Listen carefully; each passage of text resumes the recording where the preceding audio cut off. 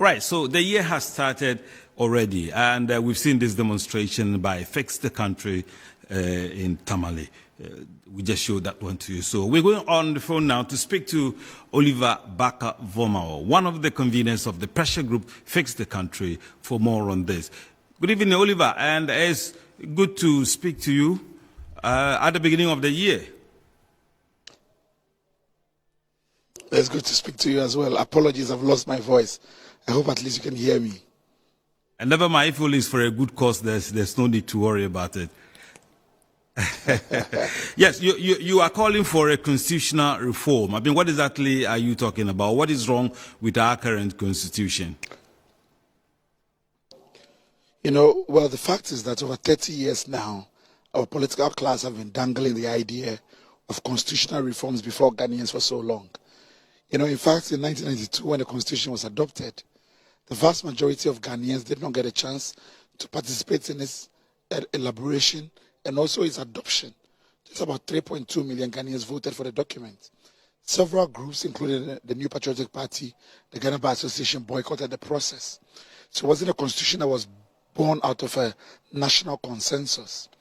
And several groups, including the NPP at the time, promised that at first opportunity they were going to change the constitution. Now we know that every electoral cycle, ideas about constitutional reforms come back in vogue again.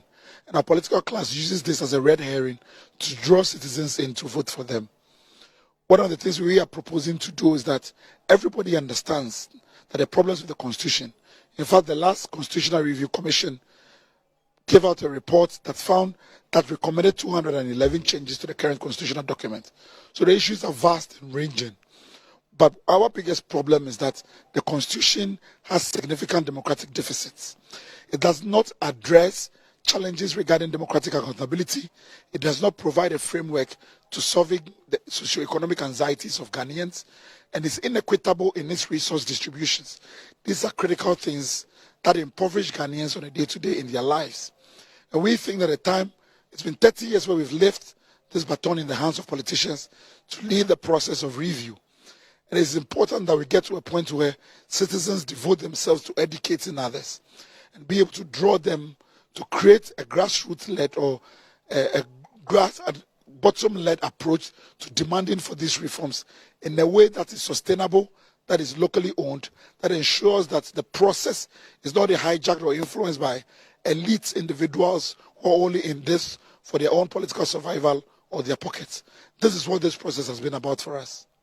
Right, so Oliver, I mean, your call is quite clear, but you would also agree that the current problems, I mean, are multifaceted. And of course, the framers of the Constitution couldn't have seen that. So what kind of inclusion would you want to be added to the Constitution so that at least it will reflect what the people want and take them out of poverty, for example?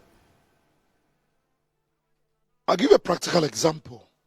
It's only in this republic that a member of parliament can up and leave and go and live abroad, and the citizens or the constituents have no way to be able to check or do anything about it. In other democracies, there is what we call the recall elections, where in situations where people are unpleasant or unhappy about duty bearers, they can trigger a mechanism to draw them back. It's only in our constitutional framework, where unlike other democracies where citizens have a direct way to input into the constitutional reform or review process, ours is left entirely in the hands of the political class. But also, think about the constitution and what we intended to do with it. We created, for instance, Parliament, which was intended to act as a check on the executive. But one of the things we did was that we intentionally disabled Parliament's ability to play that role. It's only in our democracy that our Parliament has never passed a law of its own initiative before, that it must rely on the executive to bring proposals for work, because the Constitution as we have it disables them from moving ahead with their own project. So this is quite clear that this is not a document that was intended to restrain the executive class in any way. Think about it. One of the reasons why we decided to create a mechanism by which the president would appoint the majority of members from Parliament was only because we wanted to weaken Parliament. And the rationale was all over the framers and in the travel preparatoire of the Constitution. Because the framers thought that in the Liman government, Parliament was able to reject the government's budget for the first time. It was thought that that was an embarrassment to the government rather than the normal operations of the democratic process, and that it strengthens the idea that Parliament is the master of the purse and it must decide on whether or not expenditure must happen. In our case, under the 1992 Constitution, we deliberately created a framework where Parliament could no longer play the role of a check on the executive. These are problems that has allowed the executive to run away, and as we understand now, has been able to borrow ourselves into debt and and brought us to the brink of economic collapse. This is what we are talking about. The future of our republic is at stake if we continue to allow all powers to be exercised by the executive and to be able to destroy people's life to the point where they can even think about touching the pensions of working class people. This is what we want to prevent. That's why we are saying never again. And this is the time for reform.